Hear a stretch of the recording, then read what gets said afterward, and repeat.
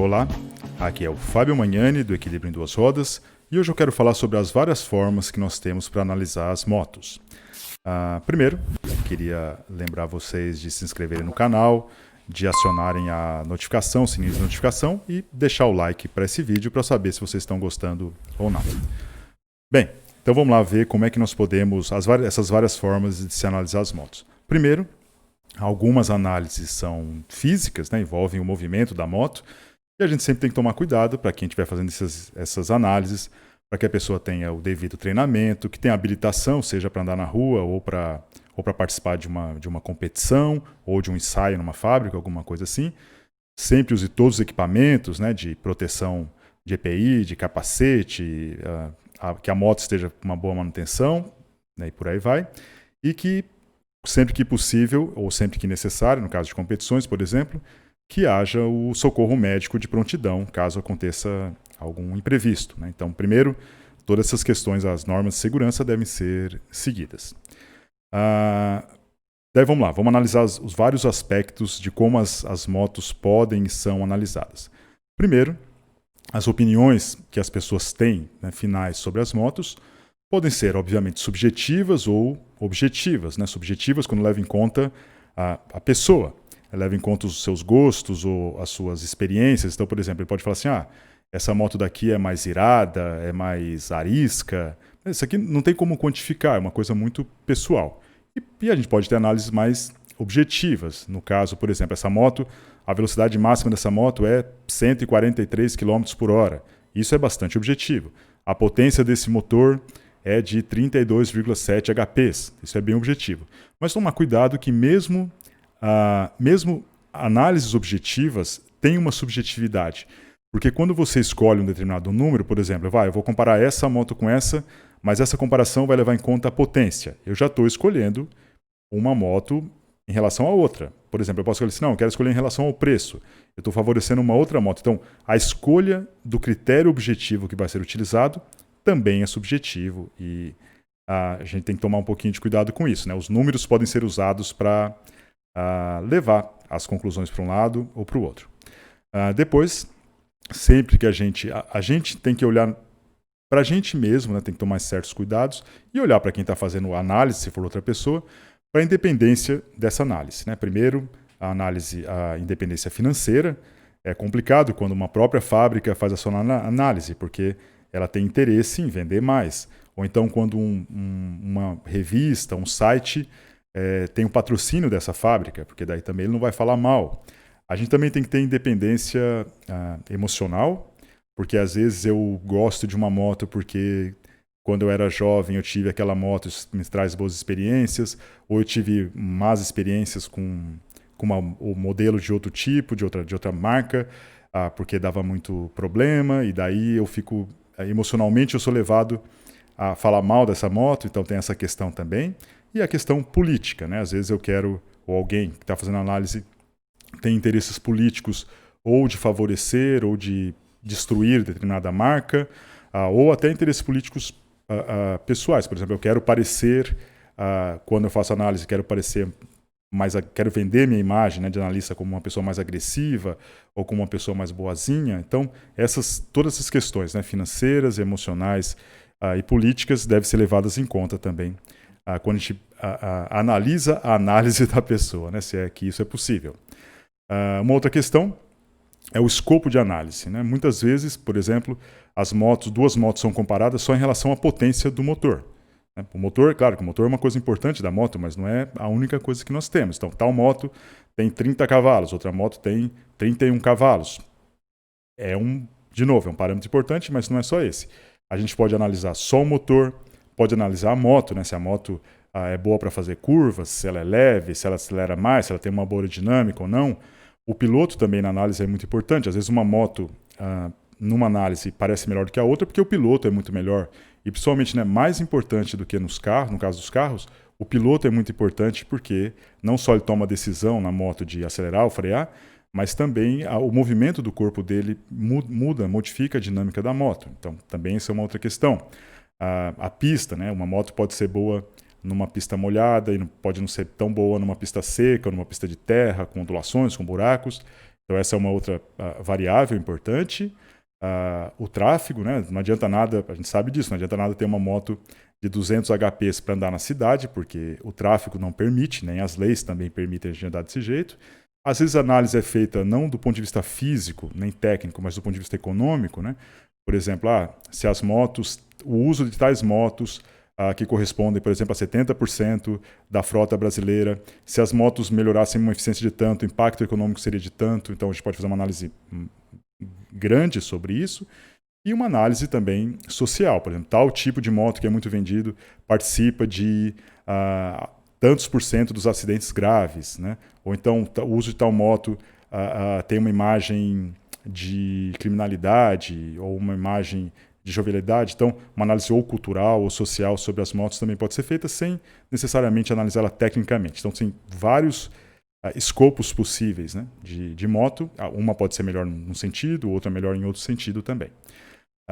Em relação ao piloto, como eu disse antes, o piloto pode ser muito diferente. Então, nós temos 4 tipos de pilotos que podem testar as motos. O piloto de teste, né, que é o que testa a moto na fábrica, em geral, ou numa revista especializada, ou no site. Em geral, esse piloto tem uma grande habilidade, mas ele tenta imitar um piloto convencional, um piloto de rua, né, um usuário comum. É legal porque ele une as duas coisas e ele tenta reproduzir entre um experimento e outro aquela pilotagem. O piloto de corrida é o que mais tem habilidade, só que, por outro lado, ele sempre tenta ir rápido demais, o que não corresponde ao mundo real. Então, ele fica bastante irreal, né? E, às vezes, um piloto de corrida é muito melhor do que o outro, daí dá a impressão que a moto é melhor, mas, na realidade, é a pilotagem que é melhor. Tem o piloto amador, que nós vemos muito na internet, que são pessoas que têm uma grande habilidade, mas que pilotam nas ruas. Primeiro, isso é extremamente perigoso, esse tipo de pilotagem. E segundo, em geral, eles não pilotam em condições que podem ser reproduzidas ou comparando a pilotagem com outras pessoas. Então, fica de novo uma coisa extremamente subjetiva, né? E o usuário comum, que é pessoas como eu, né, que andam de moto no dia a dia, que por um lado são mais reais, são as pessoas que realmente vão usar as motos, mas por outro lado elas variam muito, né? Uma pessoa é completamente diferente da outra. E daí também é difícil comparar o comportamento de um motoqueiro com outro motoqueiro. Então, claro, todos esses têm vantagens e desvantagens. Mas a gente sempre tem que ficar de olho na análise específica que nós estamos vendo, que tipo de piloto que fez aquela análise, né? Se ele é um piloto de teste, se ele é um piloto de corrida, se ele é um piloto amador ou se é um usuário comum, uma pessoa comum. Depois, uma outra questão nas análises das motocicletas é a métrica, o que nós estamos interessados. Então pode ser, a gente pode estar interessado na dinâmica da moto, se ela acelera muito, freia muito, faz curva bem ou não, né? Se ela passa em buracos. A gente pode estar preocupado com o consumo dela, né? Quantos quilômetros por litro ela faz, se ela consome muito combustível, pouco combustível, sobre a emissão de CO2 e de poluentes, se ela polui mais ou se polui menos, se ela é uma moto que dura bastante, tem uma boa durabilidade, ou se a gente pode ter uma moto muito boa numa competição, mas que não dura muito no dia a dia, né? E a gente pode estar interessado nisso, nos custos, né? Tanto custo de aquisição, custo de operação, que tem a ver com combustível, e custo de manutenção, é uma outra análise importante. Se a moto é confortável, mais confortável ou menos confortável, isso depende muito também de onde ela vai andar, né? Uma moto pode ser confortável para andar no asfalto, mas ser ruim para andar nas pedras, ou o contrário. O design, se a gente acha ela mais bonita, mais moderna, mais retrô, por aí vai. E o status que ela proporciona. Uma moto pode ser uma moto ruim tecnicamente, ter um design feio, na minha opinião, e ter e proporcionar um bom prestígio para quem tem, porque ela é cara, porque ela aparece nos filmes e coisas assim. Então depende muito, assim, a comparação, a análise das motos depende muito dessa métrica, o que a gente está interessado. Uma pode ser boa porque é melhor que a outra porque é mais bonita, ou pode ser mais rápida, ou qualquer coisa assim. Outra questão é a complexidade do estudo que a gente está fazendo, né? Porque, por exemplo, uma coisa é a gente testar uma moto no tráfego ou testar ela numa pista, né, de teste, que não tem ninguém. Quanto mais complexo, né, eu peguei uma lista aqui, né, o mais complexo é o tráfego, depois a corrida e depois o experimento.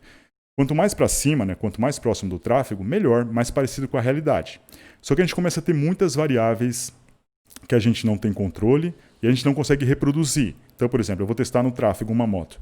Depois, quando eu for testar outra, se eu estiver comparando, Essas motos não vão estar nas mesmas condições exatamente. Eu consigo reproduzir isso mais ou menos numa corrida, mas a corrida também envolve a habilidade dos pilotos, que são diferentes, envolve também uma condição de pilotagem extrema, que não é o que acontece na rua, e um experimento que eu posso fazer. O experimento eu tenho muito controle sobre as variáveis, eu posso fazer 2 motos mais ou menos com o mesmo teste, só que, por outro lado, não corresponde à realidade. Então, também é interessante a gente testar as motos em vários tipos de complexidade. O mais próximo da realidade, mas que fica muito específico, é a realidade daquele momento, pode não ser a realidade de outro momento, e os experimentos são mais controlados, né? As duas são legais, lembrando que os experimentos, a escolha de que experimento eu vou fazer, por exemplo, avaliar a resistência aerodinâmica ou a potência do motor, também é subjetivo e pode favorecer uma moto ou outra moto.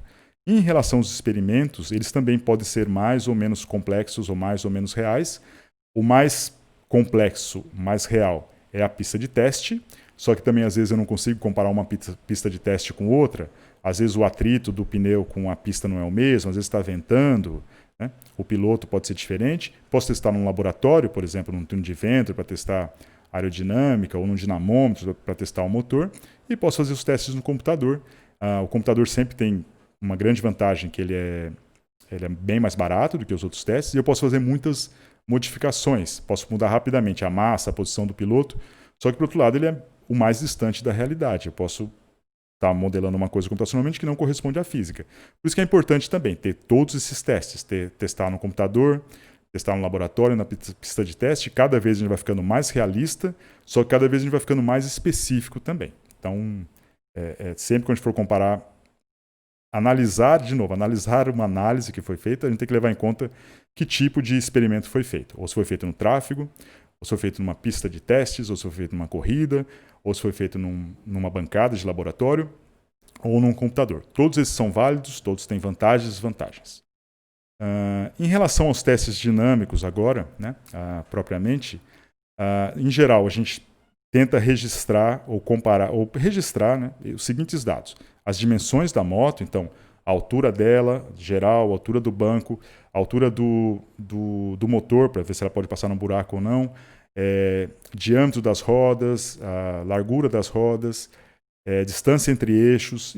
Então, essas grandezas, o peso dela, tanto o peso total como a distribuição de peso, se o peso é mais para frente, mais para trás, é mais em cima, mais para baixo, isso influencia a dinâmica dela. Como que é a geometria da direção, se ela tem um maior ângulo de caster ou menor. Como que é a suspensão dela, tanto a geometria da suspensão, o curso, os ângulos, como que é o mecanismo que suporta o amortecedor e a mola, quanto as propriedades, né, as propriedades da mola e do amortecedor, isso também influenciam a capacidade da moto de andar bem em alta velocidade ou passar em buracos, coisas assim. A curva do motor, a curva de potência, como que a potência máxima do motor varia com a rotação, e também a transmissão, que dá a relação entre a rotação do motor e a rotação da roda em cada marcha que o piloto escolher. Esses são os parâmetros físicos que normalmente nós registramos ao comparar uma moto com a outra.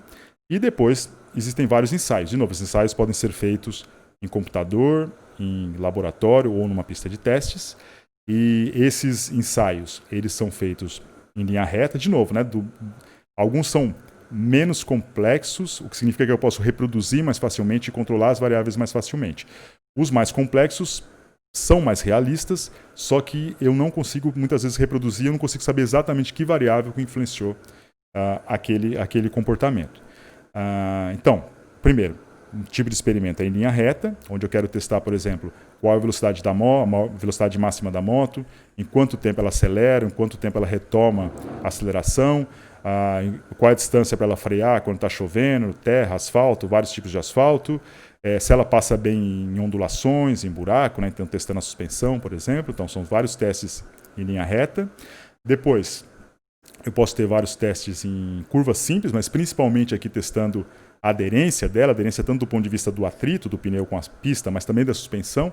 Se a suspensão, né, se eu passo numa curva, eu tenho muitas ondulações, se a suspensão mantém a roda no chão ao fazer a curva. E também posso ter, que uma moto é bem diferente da outra, que é uma sequência de curvas, né, que eu levo em conta não só a capacidade dela de se manter numa curva, de manter a aderência numa curva, mas de mudar rapidamente de um ângulo para o outro ângulo, né, de se manter nesse tipo de manobra. Então esses são os vários tipos de análise dinâmica que podem ser feitos. Queria lembrar mais uma vez para vocês se inscreverem no canal, acionarem a notificação, o sininho e deixarem um like se vocês gostaram. E queria só para fechar um pouco aqui, né?